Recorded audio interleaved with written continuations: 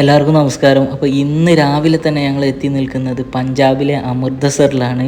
അപ്പോൾ ഇന്നലെ ഞങ്ങൾ മൊത്തം തോഷിലായിരുന്നു. തോഷിൽ നിന്ന് വൈകിട്ടാണ് ഇറങ്ങിയത്. അപ്പോൾ തോഷിൽ നിന്ന് കസോൾ വന്നു, കസോളിൽ നിന്ന് ബുന്ദർ വന്നു, ബുന്ദറിൽ നിന്ന് മണാലിയിലേക്കാണ് വന്നത്. മണാലിയിൽ നിന്നാണ് ഞങ്ങൾ അമൃത്സറിലേക്ക് ബസ് കയറിയത്. നൈറ്റ് സർവീസ് ബസ്സായിരുന്നു. അപ്പോൾ ആ നൈറ്റ് സർവീസ് ബസ്സിൽ എത്തിയതാണ്, അമൃത്സറിൽ എത്തിയതാണ്. മോർണിംഗിൽ ഏകദേശം 5 മണി 5:30 ആയിട്ടുണ്ടായിരുന്നു എത്തിയപ്പോൾ. അപ്പോൾ രാവിലെ ഫ്രഷപ്പൊക്കെ ആയിട്ട് ഇത് അമൃത്സർ ഗോൾഡൻ ടെമ്പിളിലേക്കാണ് ഞങ്ങൾ ആദ്യമായിട്ട് പോകുന്നത്.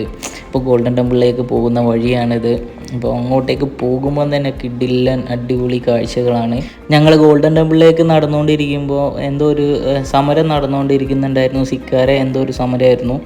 അപ്പോൾ വരുന്ന വഴിയിലൊക്കെ മൊത്തം സിക്കാരാണ്. പോകുന്ന വഴിയിൽ ഒരുപാട് കച്ചവടക്കാരുണ്ട്, ചെറിയ ചെറിയ സാധനങ്ങൾ വിൽക്കുന്ന ആളുകളുണ്ട്. അപ്പോൾ അവരുടെ അടുത്തുനിന്ന് ഞാൻ തലയിൽ കെട്ടുന്ന ഒരു ടവ്വൽ പോലുള്ള ഇവരെ ആചാരപരമായിട്ട് ചെയ്യുന്നൊരു കാര്യമാണ്. അപ്പോൾ ഇത് വാങ്ങിയിട്ടുണ്ടായിരുന്നു. അപ്പോൾ ഇത് തല മറച്ച് കഴിഞ്ഞാലേ നമുക്ക് ഗോൾഡൻ ടെമ്പിളിനകത്തേക്ക് കയറാൻ സാധിക്കുള്ളൂ.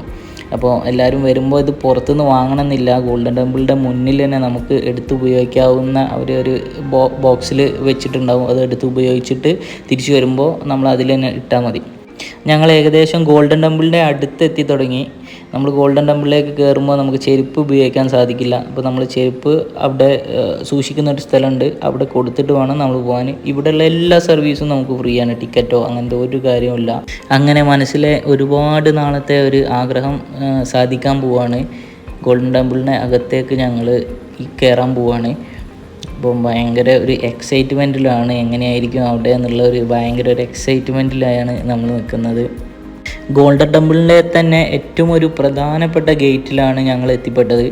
അവിടുന്ന് ഗോൾഡൻ ടെമ്പിളിലേക്ക് കയറാനുള്ള എൻട്രൻസ് ഇതാണ് ആ ദൂരെ കാണുന്നതാണ് ഗോൾഡൻ ടെമ്പിൾ. അതിന് ചുറ്റും ഒരു തടാകമുണ്ട്.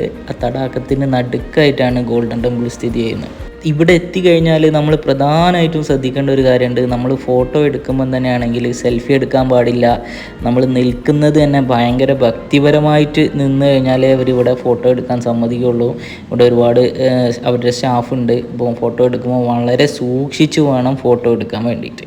സിഖ് മതത്തിൻ്റെ ഏറ്റവും പരിശുദ്ധമായിട്ടുള്ള ഒരു ക്ഷേത്രമാണ് ഈ ഹർമന്ദിർ സാഹിബ് ടെമ്പിൾ.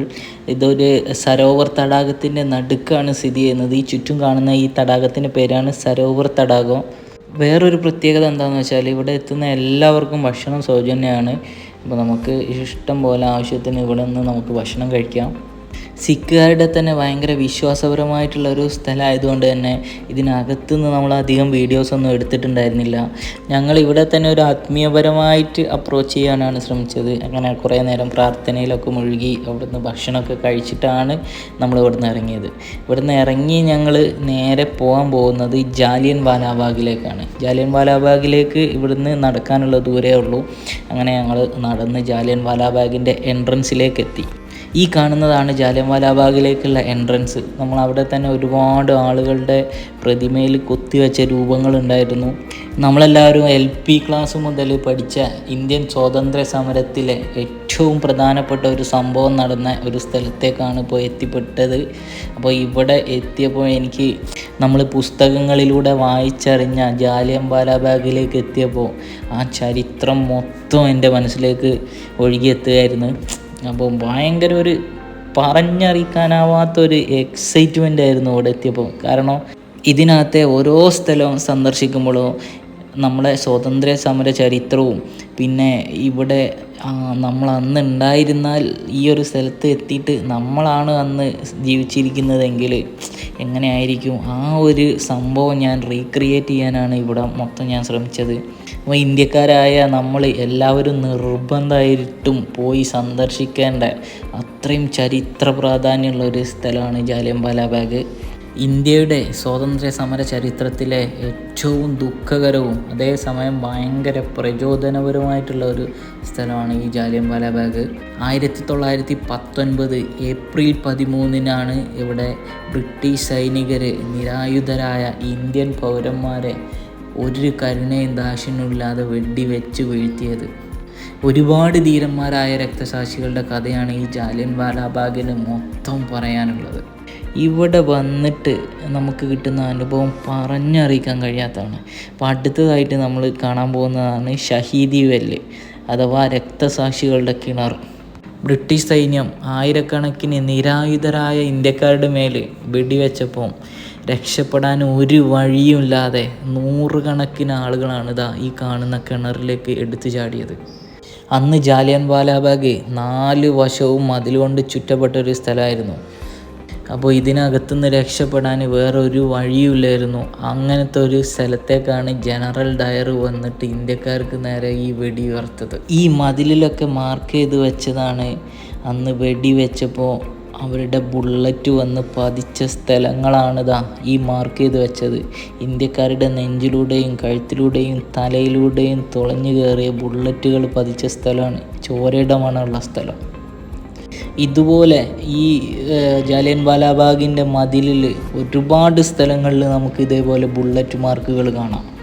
സൈന്യം ഇതിനകത്തേക്ക് കയറാനുള്ള ഒരു ചെറിയ വഴിയിലൂടെയാണ് കയറിയത്. അത് കയറി കഴിഞ്ഞതിന് ശേഷം ആ വഴി ഡോറ് ക്ലോസ് ചെയ്തു. വെറും 10 മിനിറ്റിനുള്ളിലാണ് സൈന്യം 1650-ലധികം ബുള്ളറ്റ് ഇന്ത്യക്കാർക്ക് നേരെ വെടിവെച്ചത്. ആ ബുള്ളറ്റുകളാണ് ഈ കാണുന്നതെല്ലാം ബുള്ളറ്റ് കൊണ്ട് തകർന്ന ഇഷ്ടികളും മതിലുമാണ്. പലരും മതിലിനോട് ചേർന്ന് ഒളിക്കാൻ ശ്രമിച്ചപ്പോൾ മതിലുകൾ മൊത്തം ബുള്ളറ്റ് തുള കൊണ്ട് നിറഞ്ഞിരിക്കുകയാണ്. ഈ കാണുന്നതാണത്. ഈ കാണുന്ന ഓരോ ബുള്ളറ്റ് മാർക്കിലും ഓരോ ജീവൻ്റെ വേദനയാണ് നമ്മൾ കാണുന്നത്. ഈ മതിലിൻ്റെ മുന്നിലൂടെയൊക്കെ നടക്കുമ്പോൾ നമ്മളെ ഉള്ളിൻ്റെ ഉള്ളിൽ നിന്ന് ഒരു ഇന്ത്യക്കാരൻ എന്നുള്ള രീതിയിൽ നമുക്കൊരു വേദന വരാനുണ്ട്. അതൊരു ഭയങ്കര ഒരു അനുഭവമാണ്. അപ്പോൾ ഇവിടെ വലിയ വാക്കിൽ മതിൽ എഴുതി വെച്ചിട്ടുണ്ട്, സ്വാതന്ത്ര്യം സൗജന്യമല്ല, രക്തത്തിൻ്റെ വിലയുണ്ട് അതിന്. അപ്പോൾ നമുക്ക് കിട്ടിയ സ്വാതന്ത്ര്യം അത്രയ്ക്കും ആളുകളുടെ ജീവനും രക്തം കൊടുത്ത് നേടിയതാണ്. അപ്പോൾ ഈ ഒരു സ്ഥലം നമ്മളെ ഓർമ്മിപ്പിക്കുന്നതും അതാണ്. അങ്ങനെ മനസ്സിൽ വല്ലാത്തൊരു വേദനയായിട്ടാണ് ജാലിയൻ വാലാബാഗിൽ നിന്ന് നമ്മൾ ഇറങ്ങിയത്. അപ്പോൾ ഇനി അടുത്ത് പോകുന്നത് വാഗാ ബോർഡറിലേക്കാണ്. വാഗാ ബോർഡറിലെ കാഴ്ചകളുമായിട്ട് അടുത്തൊരു വീഡിയോയിൽ കാണാം.